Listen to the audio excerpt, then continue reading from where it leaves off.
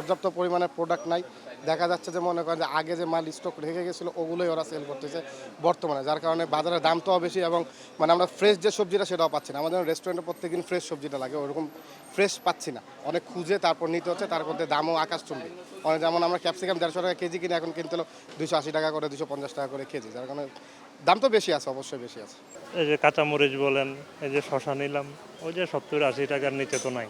কম কখন ছিল তো বলতে পারবো না, যে সিজনে একটু কম ছিল, কিন্তু এখন এই যে সেম।